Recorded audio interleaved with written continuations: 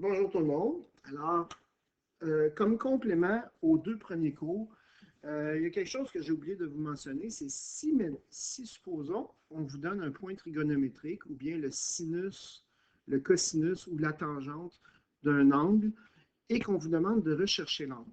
Quelle méthode on va procéder? Donc, c'est ce qu'on va faire avec les trois exemples qui sont là. Ça ne devrait pas prendre plus que 10 minutes. Si je vous donne un point T, que le point racine carrée de 3 sur 2, une demi, mais que je vous demande de trouver quelle est la valeur de t. Donc, vous vous rappelez que le t signifie l'angle en radian dans le cercle trigonométrique. Mais ce qu'il y a de particulier, c'est que là, je veux tous les angles entre moins 2π et 4π. Moins 2π veut dire un tour dans le sens antihoraire et 4π veut dire deux tours dans le sens. Moins 2π veut dire moins un tour dans le sens horaire et 4π veut dire deux tours dans le sens anti-horaire. Si vous regardez dans le cercle trigonométrique, racine de 3 sur 2 moins une demi, c'est l'angle ici à 11 pi sur 6. On regarde 11 pi sur 6. 11 pi sur 6. Mais là, si je veux, ça c'est un angle compris entre 0 et 2 pi. Maintenant, si je veux un angle compris entre jusqu'à 4 pieds. C'est-à-dire que qu'est-ce qu'il faut que je fasse à partir de cet angle-là pour me rendre à un angle compris entre 2 pieds et 4 pieds? C'est lui rajouter un tour complet. Un tour complet comme ça. Donc, on prend 11 pieds sur 6, on lui rajoute 2 pieds, un tour complet. 2 pieds, c'est 12 pieds sur 6. Donc, ça fait 23 pieds sur 6. Ensuite, si on prend 11 pieds sur 6, et puis on lui soustrait un tour complet. C'est-à-dire qu'on fait un tour de moins. Ça fait 11 pieds sur 6, moins 12 pieds sur 6, ça fait moins 1 pied sur 6. Moins 1 pied sur 6. Et là, ça va être mon angle compris entre moins 2 pieds et 0. Donc là, ce que j'ai fait, j'ai trouvé le premier angle, qui est entre 0 et 2 pieds. Le deuxième angle, qui est entre 2 pieds et 4 pieds, qui est entre un tour et deux tours. Et j'ai trouvé aussi un angle négatif, qui est entre moins 2 pieds et 0. Ce qui fait que les trois réponses, c'est moins pi sur 6, 11 pi sur 6 et 23 pi sur 6. Ce sont les trois valeurs qui font qui donnent le point trigonométrique racine carrée de 3 sur 2 moins une demi, et les trois valeurs dans l'intervalle de moins 2 pi à 4 pi. Maintenant, si je vous donne le sinus, le cosinus ou la tangente d'un angle, on peut faire le même principe. Là, je vais peut-être descendre mon cercle trigonométrique pour que vous le voyez bien. Et on refait la même chose. Là, si je vous dis le sinus qui vaut moins racine carrée de 2. Moins racine carrée de 2, vous rappelez-vous, c'est les jumeaux Picard. Donc, le sinus, c'est le y. Donc, si vous regardez ici, à ce point-là, le sinus est négatif. Ici, à ce point-là, le sinus est négatif. Donc, dans le troisième et quatrième cadran, ce sont les deux angles 5 pi sur 4 et 7 pi sur 4. Là, j'ai deux angles. T égale à 5 pi sur 4 ou T égale à 7 pi sur 4.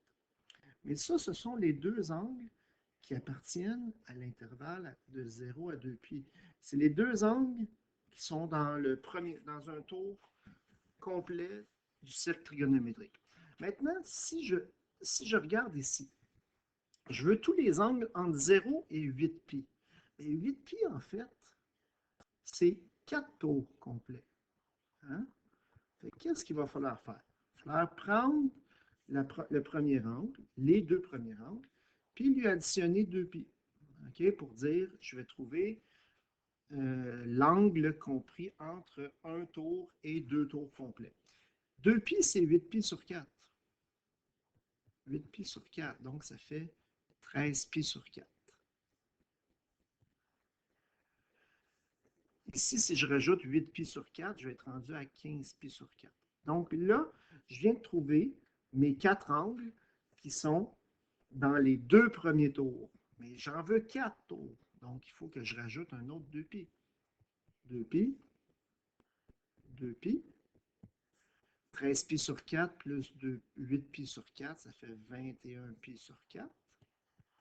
15 pi sur 4 plus 8 pi sur 4, ça fait 23 pi sur 4. Là, j'ai trouvé mes 6 angles qui sont dans les 3 premiers tours. Mais là, si je rajoute encore, je veux un autre 4 tours. 21 pi sur 4 plus 8, ça fait 29 pi sur 4. Et 23 pi sur 4 plus, encore là, 2 pi, ça fait 31 pi sur 4. De sorte que ici, j'ai trouvé 8 angles qui sont entre 0 et 8 pi, qui me donnent un sinus de moins racine carrée de 2 sur 2. Si vous trouvez les angles dans le cercle trigonométrique, le gros de la job est fait. Donc, vous avez la moitié de la job de fait. Il vous reste juste à faire, à trouver après ça, rajouter ou soustraire 2 pi pour trouver tous les angles. Comme troisième exemple, je vous donne un exemple de tangente parce que la valeur de tangente, on ne les a pas calculées officiellement, juste pour vous montrer que la tangente à pi sur 6, puis la tangente à pi sur 3. Okay? Je fais juste le calculer, je reviens à l'exemple tout de suite après. Tangente à pi sur 6, je pense qu'on l'a déjà fait. Non, c'est pi sur 3 qu'on a déjà fait. Tangente à pi sur 3, c'est y sur x. Donc, racine carrée de 3 sur 2, divisé par une demi, c'est comme multiplier par 2. 2 sur 1, les deux se cancellent, ça donne racine carrée de 3. Donc, c'est juste pour vous montrer que la tangente qui vaut racine carrée de 3, c'est un angle connu du cercle trigonométrique, c'est l'angle pi sur 3. Si je fais pi sur 6, la tangente, c'est le sinus, une demi, sur le cosinus, qui est racine carrée de 3 sur 2. Ici, je divise par racine de 3 sur 2, c'est comme multiplier par l'inverse, multiplier par 2 sur racine de 3. Et les deux se cancellent, il me reste 1 sur racine carrée de 3. 1 sur racine carrée de 3, un coup rationalisé, ça fait racine carrée de 3 sur 3. Donc ça aussi, c'est un angle que vous devez vous rappeler. C'est une valeur de tangente que vous devez vous rappeler. Racine carrée de 3 sur 3, c'est la tangente à pi sur 6. Bon, maintenant, est-ce que c'est racine carrée de 3 sur 3 qui nous intéresse? Non, c'est racine carrée de 3. Donc, tout ce que je fais, okay, là, vous remarquez que je n'ai pas d'intervalle. Donc, ça veut dire qu'il va falloir se rajouter peut-être une façon d'écrire toutes les réponses de notre équation. Tangente qui vaut racine carrée de 3. La tangente à racine carrée de 3, on a vu que c'était pi sur 3. Hein? La tangente à racine carrée de 3, qui donnait racine carrée de 3, c'était pi sur 3. Mais est-ce qu'il y en a un autre?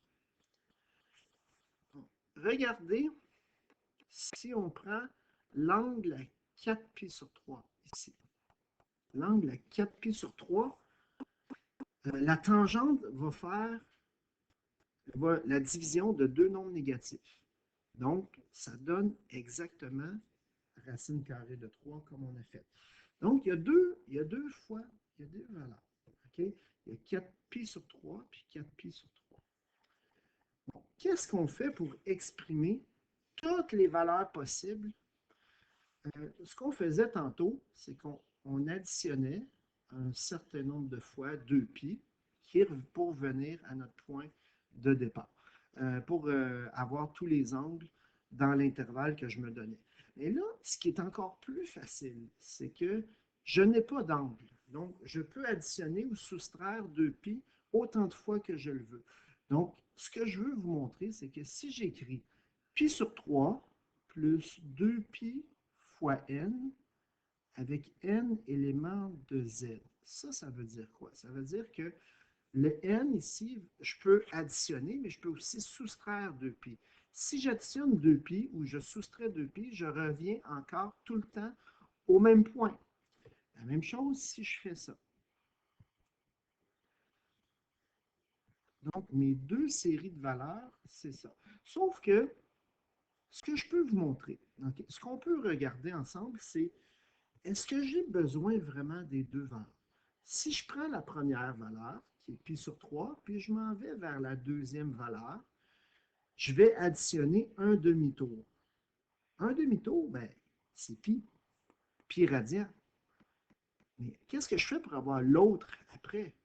J'additionne encore un demi-tour. Qu'est-ce que je fais pour avoir l'autre? Un demi-tour.